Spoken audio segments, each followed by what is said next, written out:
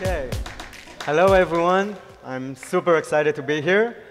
So let's start with a question. How many of you been on a customer call and then you receive the question from the customer asking, okay, so we see that Wiz gives us the most in-depth contextual understanding and the best prioritization for issues, but how do we actually move from this detection to remediation? Okay, I see hands, and I know that Ronko definitely had this question because he asked me about it. And this is exactly what I'm going to talk about. So I'm Itai. For those who don't know me, I'm working in the part of the product talking about like actions, integrations, and automations. I came to Wiz after I did my MBA in Oxford, and I was a product manager in Microsoft. And I'm actually going to take one thing that I learned from Oxford. In Oxford, when you ask your professor any question, usually they will start with, it depends. So you can ask them, is the weather outside sunny? And they will say, it depends. And for cloud remediation, it depends. Because it really depends when you're looking at the customer, how is their architecture works, how do they share the responsibilities, who is responsible to even mitigate those issues. And this is exactly what we're going to talk about today. So this is the issue that everyone discussed. And you see here an issue that's, let's say, you're connected with, and I'm the security engineer that's responsible, and I see this issue, and there is network exposure, and then there is effective permission, which are high, and a secret that can lead to a database, and a container, and a vulnerability, and where do you even start? And this is a really tough question that you want to ask your security team, but also the developers. So imagine the security architect that basically see all of those things, what they should do. And when we're looking at, let's look at an overview of the cloud revolution. So it's probably one of the most amazing revolutions that we've seen for years, because now every organization at every level and every scale can basically have the exact compute and the exact resources they need in order to grow the business. But this exact thing brought the complexity to the security team, because now the security team have a lot of challenges. So if we're looking at those challenges with remediation in the cloud. Let's imagine, let's say a financial institution, and let's say this financial institution has a security engineer, and his name is Jeff. Now, Jeff sees an issue. He wakes up in the morning. It's Monday morning. He sees an issue. He gets an email. OK, so I have a VM that is widely exposed to the internet, and it has a vulnerability, and it's exposed, and it can lead to a database.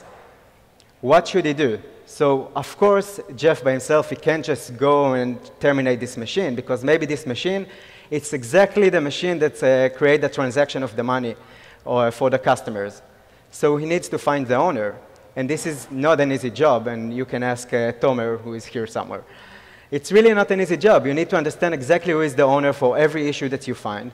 And once you find the owner, you need to collaborate. And how do you collaborate in a large financial institution? Because one team will use Jira, the other one will use Slack, and one team is using Splunk for their SIEM, and another one is using SOAR. Like, you need to have all of those things in one place. And the last challenge that you think about is that, OK, let's say Jeff already solved the issue. What's the next thing that you want to do? You want to make sure that this issue won't exist in the future, or even to remediate it before it even exists. So of course, that Jeff is doing a lot of meditation, so he's not worried, and his life is not really stressful. But think about any other security engineer that his life are more stressful than that. So what we see in the market right now?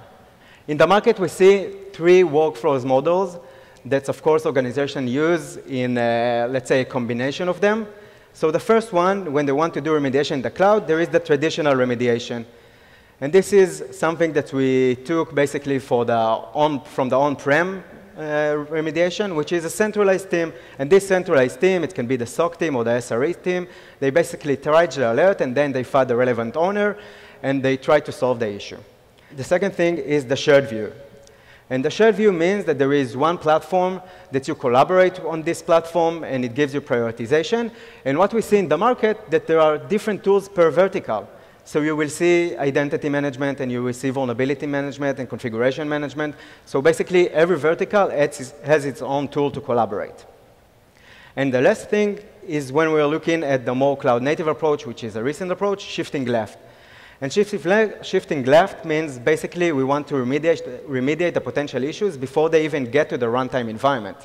Okay, and this is really powerful. You want to create a dedicated best practices and policies for each team to remediate any risk that you might have in the runtime before they even reach it. So this is what we see in the market, and now let's talk about Wiz. So how Wiz works in order to help all organizations at every scale. So when customer connects with, as everyone said, and you saw like the amazing session that we had, you get the most in-depth contextual understanding, you get amazing prioritization. But now what you want to do is that you want to work with either the tools that you currently have, so you can integrate with the security response and the collaboration tools that you already have. And it's basically taking the power of Wiz, so we have the most in-depth contextual understanding and the best prioritization, so you can take it and use it with a different tool. You don't need to change anything in your security workflow. And this is exactly what we do with the traditional remediation, because basically you get out-of-the-box native integration, and now the only thing that you need to do, you need to connect with and connect the integration to the other tools. The second thing is that Wiz also enable a single pane of glass for collaboration on detected issues. The customers, and this is a really, really good feature that we have, the customers can define their own organization units within Wiz. Large financial institutions can now say, okay, I know that I have different companies that maybe I acquired, maybe this is how I work, but each one of them, they can define their own section in the cloud environment. And when I find an issue, I don't need to start look for the person that is responsible because I have this one-to-one mapping. I see an issue and I know exactly who is responsible to remediate this issue. And this is really powerful. And furthermore, we have the role-based access functionality. So you don't need to export data outside of Wiz because you can invite other functions from your organization to collaborate within Wiz. So you don't need to, you can scope exactly the permission that you want to give for anyone in your organization, that they will have the visibility in Wiz only for what they need to do. Another thing that we have is that we have the ability to enforce security workflows, security policies, using Wiz Secure Auto Remediation.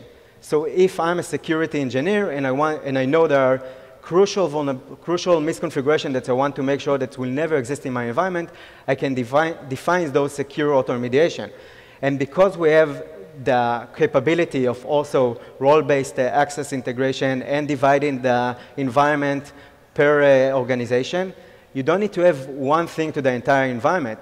You can have, for each organization, they can define exactly what they are using. And this is really, really powerful. So when we're looking at the shared view, we're talking about Wiz as a single pane of glass for collaboration. But the amazing thing about it is now that it used to be a different tool per vertical, but Wiz, as you heard from those sessions, Wiz has vulnerability detection, and we have malware analysis, and secret analysis, and identity analysis, and configuration analysis, and much more. And you have it in one tool that you can collaborate within it. Now, the last thing is when we're talking about shifting left. Wiz can be part of your pipeline. Using Wiz guardrails, you can define policies to scan images or to scan Terraform files. And Albert Einstein once said, we build a bridge between the security team and the developers. No, I'm kidding. Ami said it yesterday. But this is exactly what we're doing. Like, this is exactly Wiz guardrails. This is the connection between the developers and the security team. Think about it. And this is really powerful, and this is a unique approach, because you have one policy end-to-end. You have Jeff, the security architect, that decide, OK, in my runtime environment, I want to make sure that those violations will never pass. And now you have the same policy in the pipeline. So I know that if there is any issue before it reaches, like as you see, before it's even deployed, I can prevent it. And if I see it in my runtime environment, I know exactly where the drift happened, and I can remediate it. And this is really, really powerful. And let's see an example. So I see a container image, and it has secrets, and it has a vulnerability. And I also see a firewall with configuration finding, let's say, unrestricted SSH access. Now, if I know, first of all, in the runtime environment, of course, that I can go and remediate those issues. So Wiz gives me the information, so I know exactly what the secrets are. I know to which package should I update. so I can remediate those issues. I know for the firewall, how can I restrict the access? But let's say that I know that it was created from a declaration instance. Let's say a Terraform file. Using Wiz guardrails, I can implement my policies in the pipeline. Okay, so basically using Wiz guardrails, I was able to detect those issues before they reach my runtime environment. And this is really powerful because, again, this is the bridge that we have between the security team and the developers. And this completes the picture from detection to remediation because basically Wiz guardrails gives you the single policy end-to-end. Now, let's talk again about this issue, and let's talk about Jeff that does a lot of meditation and is really calm in his life. What can he do? So we can define policies to scan the container image, so we will detect this vulnerability. He can scan for secrets. He can define auto-remediation in order to prevent misconfiguration that are crucial for him in his environment. When you detect an issue in Wiz, he can decide how he wants to collaborate. Maybe his organization is working in the traditional approach, and then he wants to send the issues out to a different tool. Or maybe he wants to invite people to collaborate within Wiz, and using role-based access, they will have the scoped view only for what they need to solve. And this is the power of Wiz. So going back to the professor in Oxford, easy depends. Like the customers will ask you this question, so easy depends. And the question is, yes, it depends, but it's not depends on Wiz. It depends on how the customer works. And for every approach the customer has, Wiz is the answer in order to help them to reduce the time from detection to remediation. Thank you, everybody.